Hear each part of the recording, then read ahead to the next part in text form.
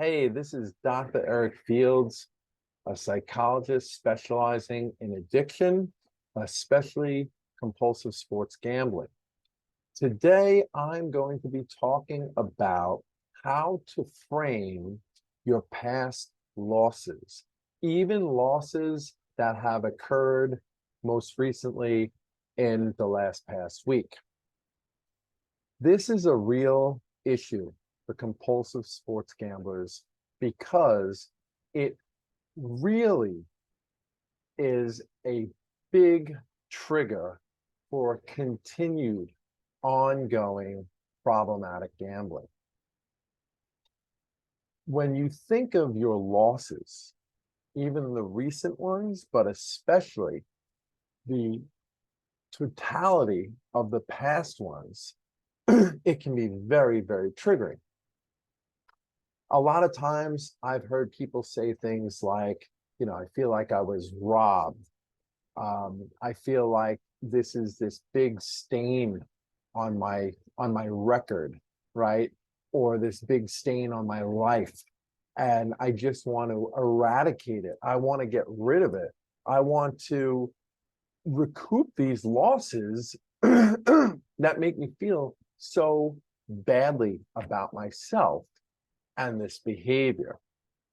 And of course, that kind of chasing behavior, as we call it, usually is even more reckless, impulsive, and thoughtless, and super risky, which leads to even greater losses. So it's really important that you frame your past losses in the right way.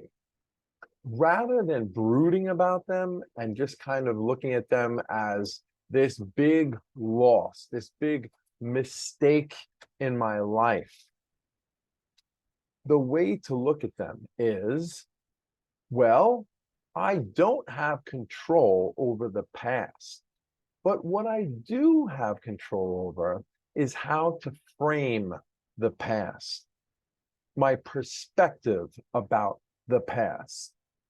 And so you can't conclude that it's a huge mistake unless the behavior that follows from that big mistake shows you that you haven't learned anything from that mistake. You haven't gained anything from that mistake.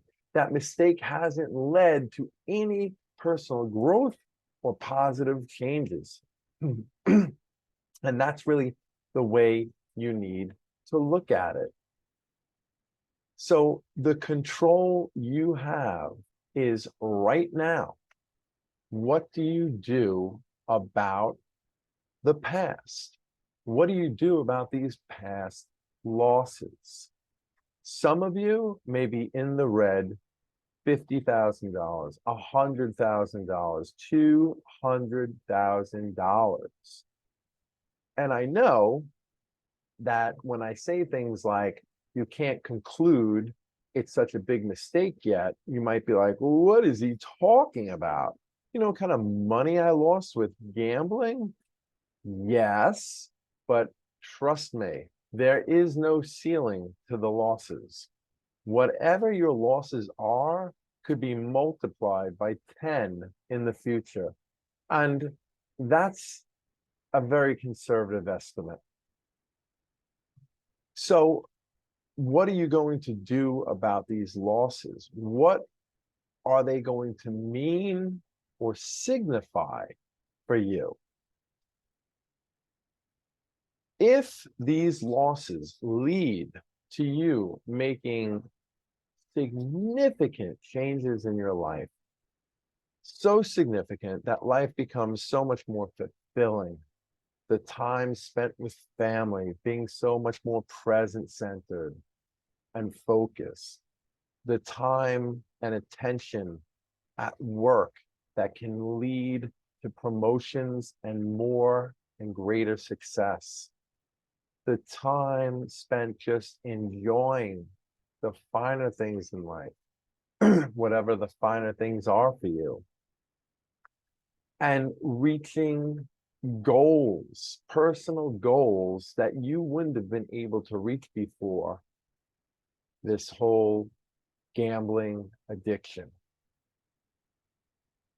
If your life changes in a fundamental way as a result of these losses, what I mean is these losses become a catalyst for real learning and change, then they aren't such a big mistake anymore.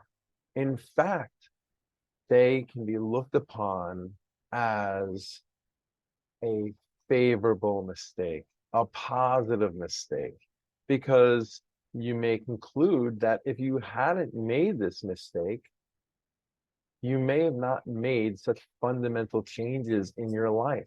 I'm talking about the kinds of changes where you're functioning better than the average person, right? And so without these losses, you may have just been going on through life like many people go through life, a little bit blindly, not present-centered, not really fulfilling their life dreams and aspirations so much.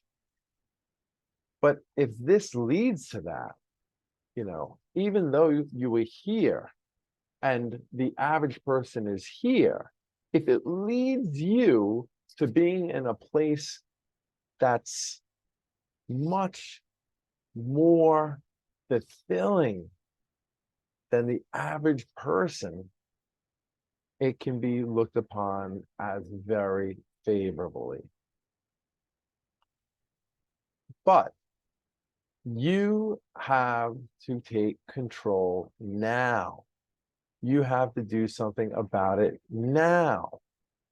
If you just keep going on through life, business as usual, and gambling compulsively and losing more and more money, then that mistake does become a huge one, because that mistake kept propelling you to make more mistakes because you couldn't accept that you had these losses. And now your losses are magnified greatly. So what is this past gambling behavior going to do for you? Is it going to lead you in a negative direction, or is it going to be a catalyst for positive future growth? This is Dr. Eric Fields. I hope this was helpful for you. Please feel free to check out my Facebook page and my website, where I have a lot more content that really goes over addictions in general and specific types like compulsive gambling. Take care.